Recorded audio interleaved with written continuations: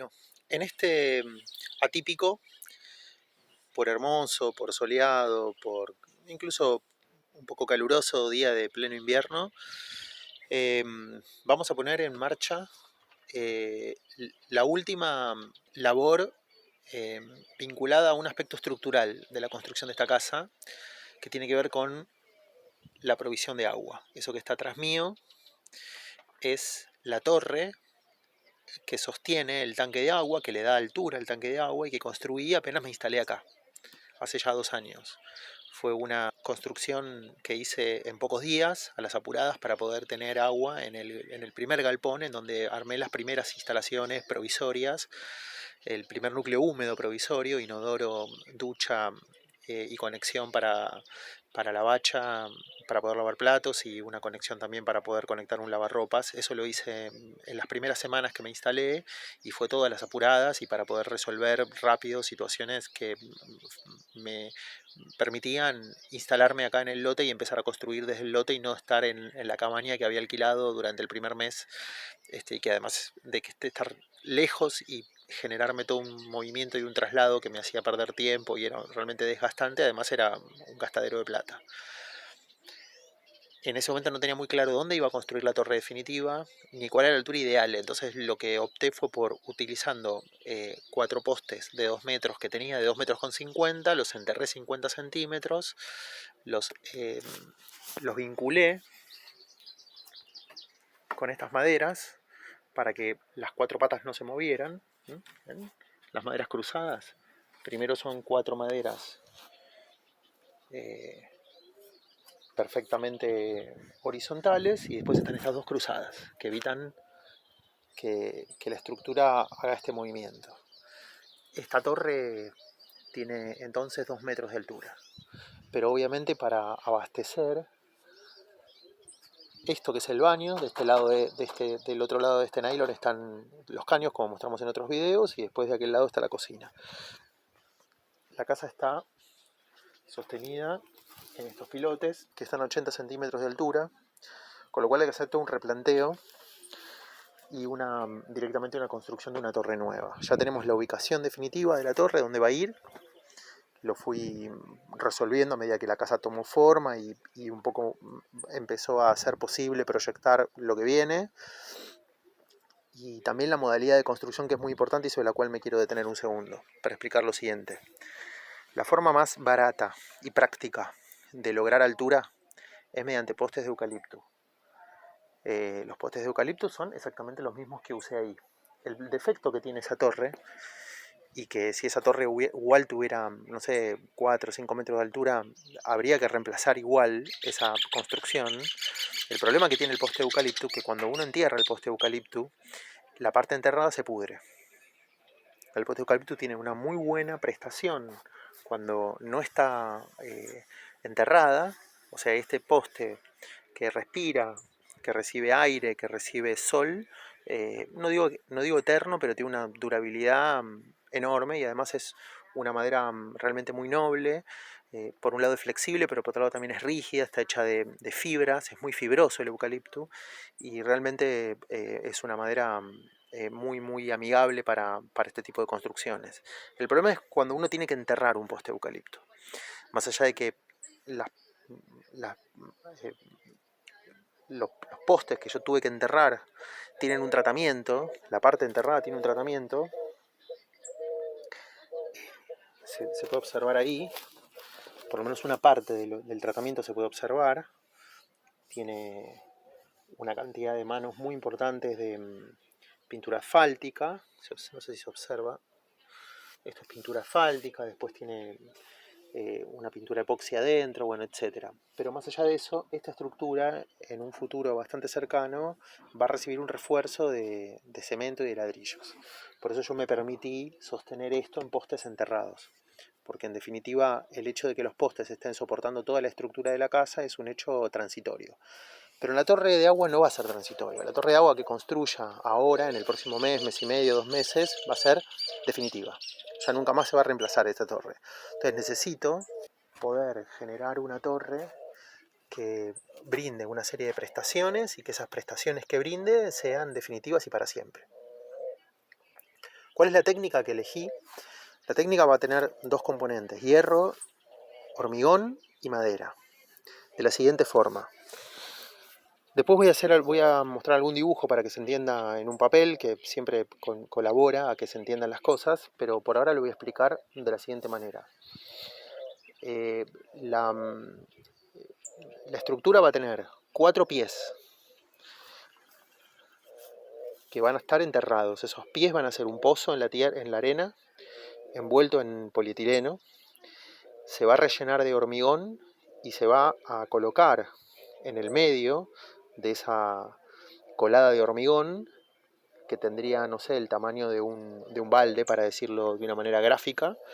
En el medio va a ir un hierro, que es este. Son estos hierros que están acá.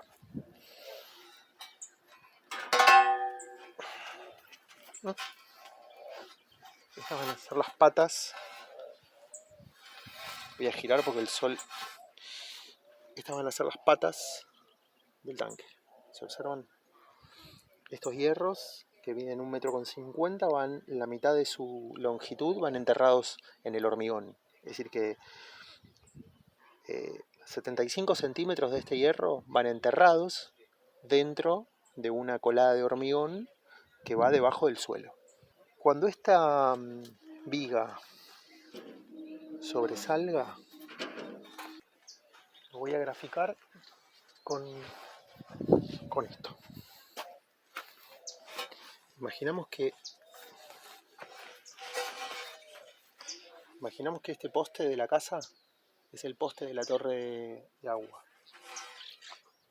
La viga va a quedar así, pegada al poste de agua. Ahí se puede ver, así va a quedar. Este poste no va a ir enterrado. Este poste, a lo largo de esos 75 centímetros, en donde la viga de hormigón, la viga de hierro y el poste estén pegados, o sea que la viga va a llegar más o menos a esta distancia. En esos 75 centímetros, en esos dos orificios que le hice a la viga de hierro, voy a pasar una varilla roscada y la voy a unir a la pata del tanque. Entonces voy a hacer 4 coladas de hormigón. 4 coladas de hormigón. En cada una de esas 4 coladas voy a colocar las 4 vigas de hierro enterradas hasta la mitad de su longitud, o sea, 75 centímetros. Luego va a quedar, en la superficie de la arena, va a quedar un piso de cemento, un pisito de más o menos unos 30, 40, 50 centímetros de diámetro. Y de ese piso va a emerger 75 centímetros la viga. En ese piso va apoyada la pata de eucalipto. Se une a los 4 pies, garantizando que las 4 patas no se despeguen del piso. Pensemos que allá arriba, a los 5 metros, va a haber un tanque con unos 400, 500 litros de agua. Y eso, allá en la punta, el tanque va a estar empujado por el viento.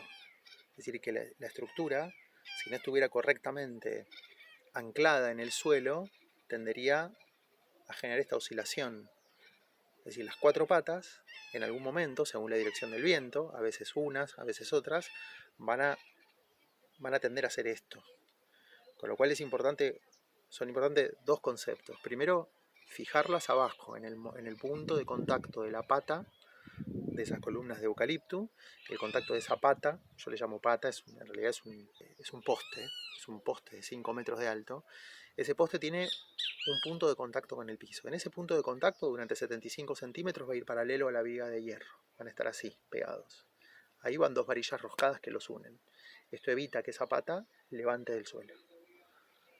Luego, una vez que estén las 4 patas conectadas, hay que garantizar, como hice en esa torre bajita que mostré antes, hay que hacerle toda una serie de amarres con maderas de eucalipto, tanto uniendo cada poste con el de al lado de forma horizontal, como vinculándolo al poste de enfrente al poste vecino a través de maderas que vayan de abajo hacia arriba.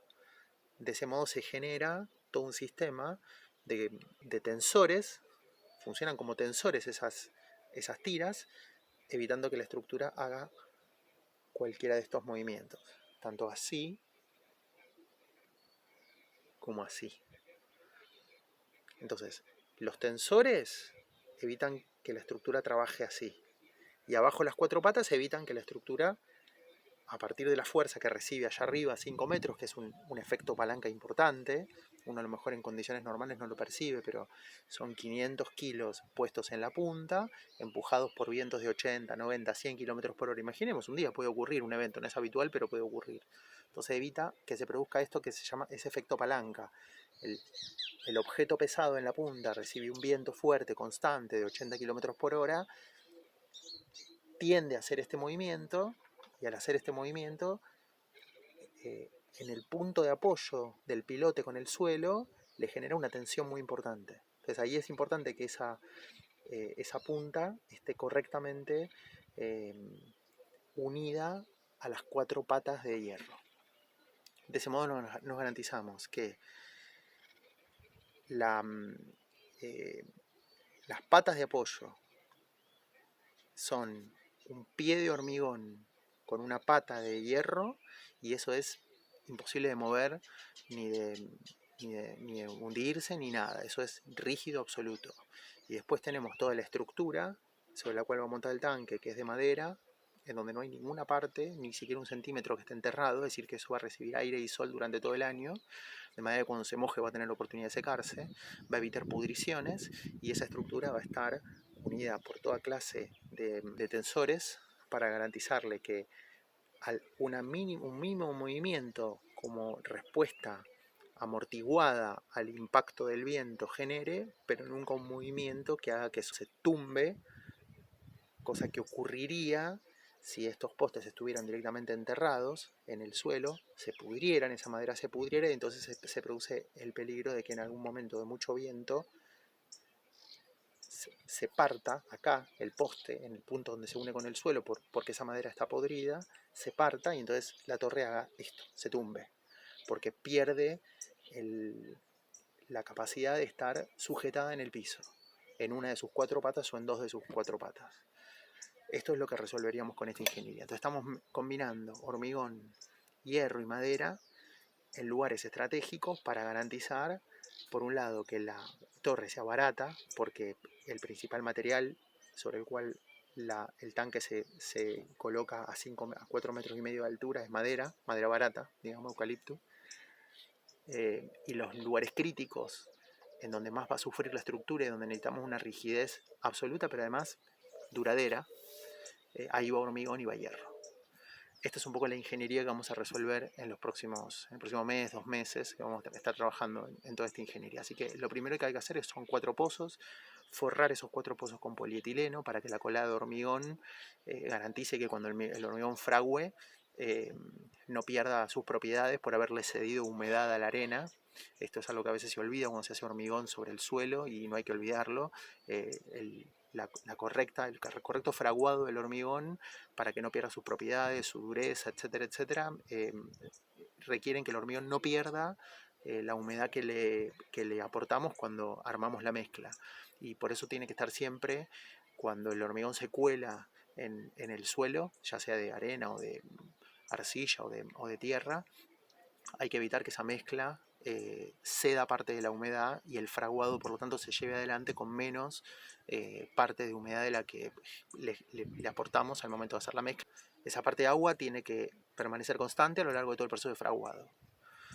Por eso es muy importante hacer el pozo, envolverlo, y después se sostiene la viga de hierro que mostramos antes, se apoya con una serie de maderas, se la mantiene perfectamente recta, a escuadra, digamos, a 90 grados respecto del suelo, y ahí se hace la colada de hormigón hasta la superficie del suelo, y ahí se deja fraguar y endurecer. Una vez que esté endurecido, se hace lo propio con las otras 4 patas, y una vez que están las 4 patas, se presentan los 4 postes de eucalipto, se los presentan, se los une con una prensa sargento, se los mantiene unidos y ahí se pasa la varilla roscada, se entuercan y luego se trabaja sobre todo los tensores. Cuando eso está, recién se trepa a la parte de arriba, y en la parte de arriba se ponen exactamente, probablemente por diferentes defectos del proceso de producción, cuando lleguemos a la punta vamos a ver que las 4 puntas no quedaron exactamente iguales, así que ahí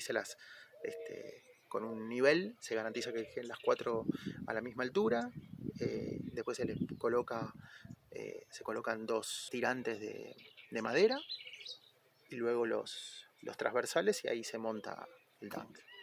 Esa es una tarea para varias semanas. Una vez que la torre de agua esté, se conecta la torre de agua al sistema de distribución de agua de la casa y ya se habilita plenamente el funcionamiento del baño, que hasta ahora no lo puedo poner en funcionamiento a pesar de que está terminado porque no tengo presión de agua para poder hacer eso. El agua no llegaría a la mochila, el agua no llegaría a la ducha, entonces no tiene ningún sentido poner en funcionamiento un baño por cuyas canillas no sale agua. Así que vamos a estar ahora concentrándonos en la torre de agua para poder poner en pleno funcionamiento todo el sistema de distribución de agua, y también en la cocina, donde hoy tengo agua pero tengo muy baja presión y no llega la presión suficiente como para tener un buen caudal de agua caliente. Así que todo eso lo resolvería la torre, y una vez que eso esté resuelto ya la casa entra simplemente en detalles de terminación, pintura y cuestiones muy, muy de detalles. Así que en estos 4 meses que tenemos hasta enero, calculo vamos a dedicar por lo menos 2 meses a resolver todo el tema hidráulico de manera definitiva, y los otros 2 meses van a estar abocados a pintura, terminaciones, detalles que tornen a la casa habitable para alguien que quiera venir y que no sea yo, que obviamente le perdono cosas, le perdono incomodidades a la casa porque la hice yo, y uno con lo que uno hace tiene esa relación un poco más flexible, ¿no? Pero como que el desafío es que en enero o febrero la casa esté habitable por alguien que venga y que simplemente la alquile o lo que fuere, y la encuentre confortable, funcional, sin esa contemplación que tiene el que la hizo, ¿no? Bueno, así que acá arrancamos esa etapa. Vamos a armar la torre de agua y a dar por cerrado la cuestión hidráulica, que es todo un tema en la construcción de una casa. Tanto la provisión de agua, el abastecimiento de agua con buena presión, su distribución a través de cañerías, etcétera, etcétera, como los desagotes, que es un tema que ya abordamos en otros videos.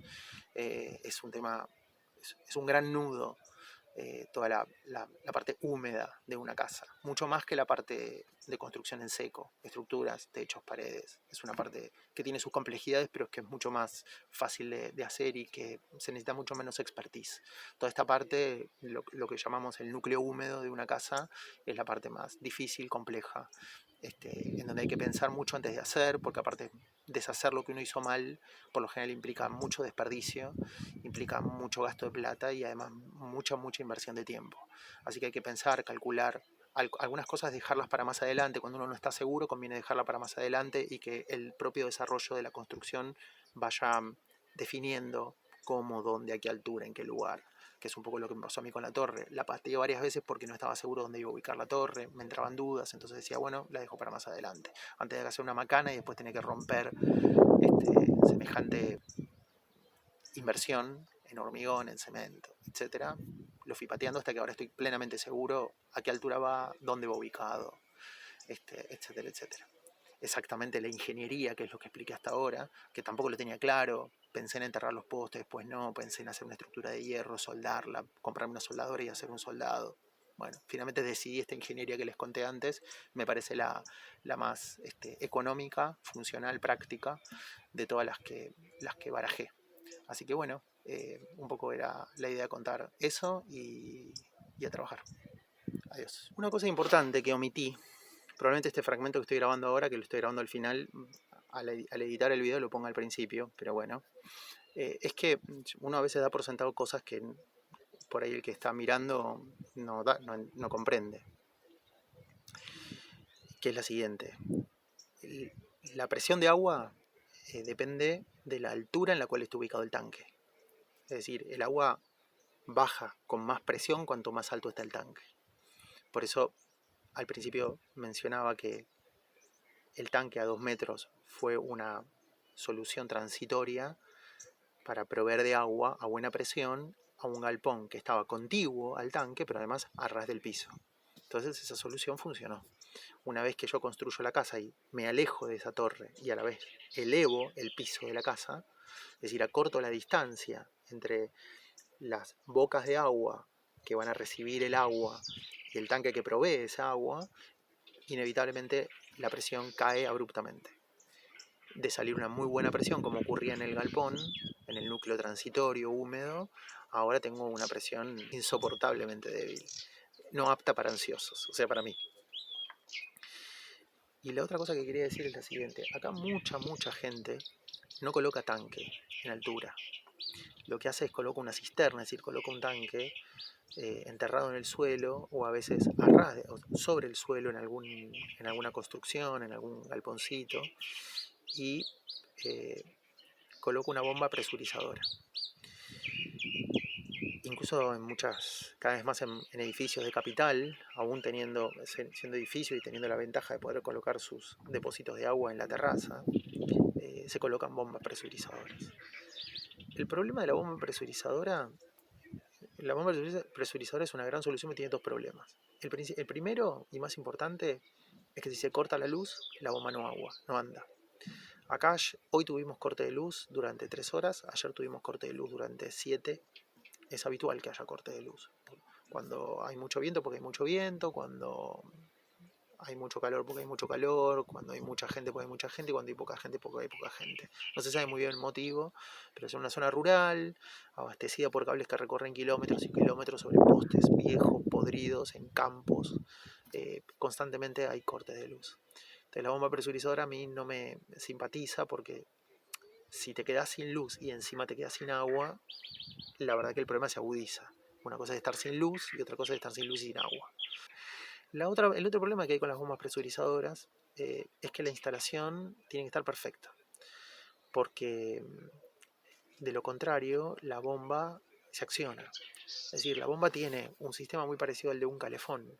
Tiene adentro una ruedita, una especie de diafragma, y cuando el agua pasa, porque uno abrió el suministro, abrió el grifo, y el agua empieza a pasar por esa ruedita, la ruedita gira, y al girar acciona el mecanismo de presión que constituye la bomba presurizadora. Ahora, si existe una mínima pérdida de agua, un goteo, algún tipo de pérdida que ocurra, no sé, en la mochila del inodoro, por ejemplo, que es un lugar donde suele haber pérdidas, o por ahí la persona cerró mal, supongamos que la cabaña está alquilada y un turista aprieta mal el botón de la mochila, o el botón de la mochila falla y queda perdiendo el tanque. La bomba no va a parar nunca. La bomba le va a estar metiendo presión, y más presión le va a meter cuanto más continúe esa pérdida, porque para la bomba es tonta, digamos, es un mecanismo, no tiene capacidad de intelección. Por lo tanto, si hay agua circulando, la bomba recibe automáticamente la orden de inyectar presión en la tubería. Entonces eso generaría una retroalimentación entre la pérdida y la bomba, que le mete presión y acelera y hace más intensa esa pérdida. Entonces, para una instalación en la cual quien está a cargo del mantenimiento puede no estar durante un mes y medio, y acá haber gente que simplemente está alquilando y no va a agarrar una pinza para ponerse a resolver ningún problema, para mí no es una solución. Por ahí en la casa de uno, donde uno advierte que hay un problema y toma una carta en el asunto, o de última desactivas la bomba presurizadora, podría ser entonces también volver a analizarla como solución. Pero ninguno de los 3 variables que la vuelven una mala solución a mí se me presentaban favorablemente, con lo cual desistí por esas 3 razones. No tengo altura, tengo un mal suministro eléctrico, muy discontinuo, y finalmente la bomba podría combinarse con algún tipo de falla, de alguna pérdida en ausencia mía, y por lo tanto no podría resolverlo, y eso generaría incluso una sobrecarga de la bomba. La bomba trabajaría continuo sin detenerse en ningún momento, porque mientras la pérdida no se interrumpa, la bomba va a estar inyectándole presión a la cañería. Así que por esas razones yo desistí. Pero en otras situaciones, la bomba presurizadora podría ser una muy buena solución para evitar tener que estar subiendo a 4 metros de altura un tanque.